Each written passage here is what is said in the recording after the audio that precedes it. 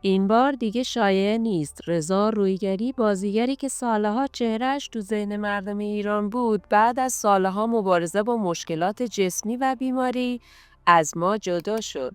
توی این ویدیو قرار از زندگی پرفراز و نشیب، از افتخارات هنری تا آخرین روزهایش حرف بزنیم. روایت کامل مردی که اسمش با هنر ایران گره خورده بود.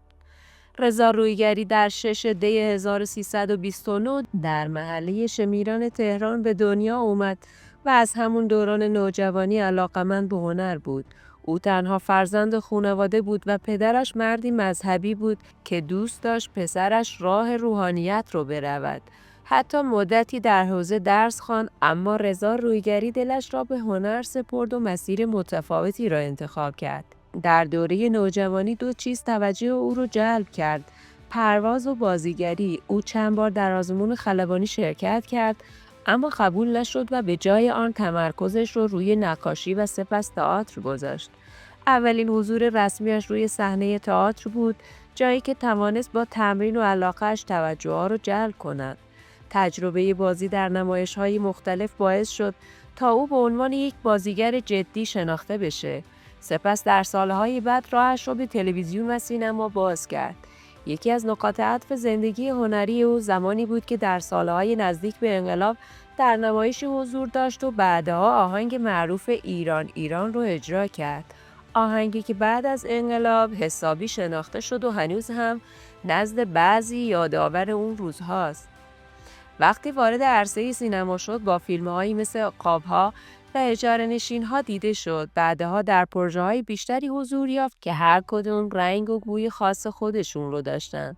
او در بیش از چند دهه فعالیت هنری در فیلم‌ها و سریال‌های متعدد بازی کرد و توانست خود را به عنوان یکی از چهره‌های قابل توجه هنر ایران مطرح کنه. یکی از بیادماندنی‌ترین نقشه‌هایش بدون شک حضور در سریال مختارنامه در نقش کیان ایرانی بود، نقشی که به خاطر بازی حرفه‌ای و جدیش تا سالها در ذهن مخاطبان ماندگار شد و از محبوبترین نقشه‌های تاریخ تلویزیون ایران محسوب میشه.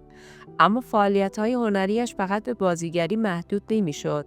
رضا رویگری نقاشی رو هم ادامه داد و نمایشگاه‌هایی از آثارش برگزار شد، هم در ایران و هم خارج از کشور.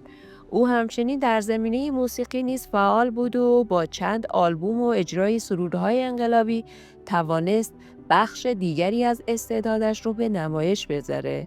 زندگی شخصیش هم داستانهای خاص خودش رو داره.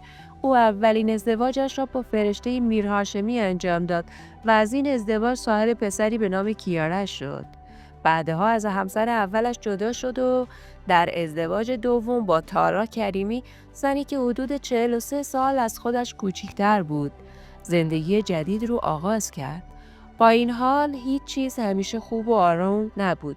از سال 93 به بعد حال جسمیش رو به وخامت گذاشت و چند بار دچار سکته شد. این سکته ها باعث شدن تا حضورش در آثار هنری کمتر و کمتر بشه و او بیشتر وقتش رو صرف درمان و مراقبت کنه. در این دوره بود که ویدیوهایی از او در رسانه‌ها منتشر شد، تصاویر و صحنه‌هایی که نشان میداد رضا رویگری تحت مراقبت‌های خاص است و وضعیت جسمیش برای خیلی‌ها ناراحت کننده بود. به عبارت دیگر، بخش آخر زندگیش پر از دغدغه‌ها، چالش‌ها و سختی‌ها بود. در این مدت بارها شایعاتی درباره مرگش پخش شد و در واکنش به بعضی از اونها خودش با شوخی گفته بود تا حلوای همتون رو نخورم نمیمیرم، جمله‌ای که در فضای مجازی دست به دست شد و به نوعی نماد روحیه شوخ و ساده‌اش بود. اما سرانجام در اول بهمن 1404 خبر رسمی درگذشت رضا رویگری منتشر شد. خبری که این بار واقعی بود و نه فقط یک شایعه.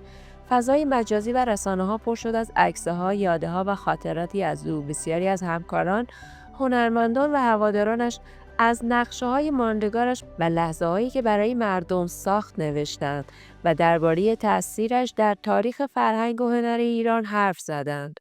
بعضی‌ها نوشتن رضا رویگری نمرد، فقط از جلوی دوربین رفت. زندگی او ترکیبی از افتخار، مشکلات، استعداد و انسانیت بود. او از آن دست بازیگرانی بود که وقتی کنارمان بودند شاید قدرشان را کامل ندونستیم، اما حالا که دیگر نیست جایی خالیش بیشتر حس میشه. توی دنیایی که پر شده از آدم‌هایی که دنبال دیده شدن هستند، رضا رویگری دنبال خلق کردن بود، خلق نقش، خلق احساس، خلق لحظه‌هایی که در حافظه جمعی مردم باقی میماند. این ویدیو فقط روایت زندگی او نیست، یادآوری است برای همه ما، یادآوری اینکه آدمایی که برایمان خاطره ساختن باید وقتی هنوز هستن قدرشون رو بدونیم، نه فقط وقتی که دیگر نیستن. ممنون که بار دیگر با من همراه بودید. اگه هنوز کانال ما رو دنبال نکردید لطفاً با زدن دکمه سابسکرایب و زنگوله کنارش از ویدیوهای بعدی ما با خبر بشید. و در آخر بدرود مرد قصه ها، نامت برای همیشه در هنر این سرزمین ماندگار خواهد بود.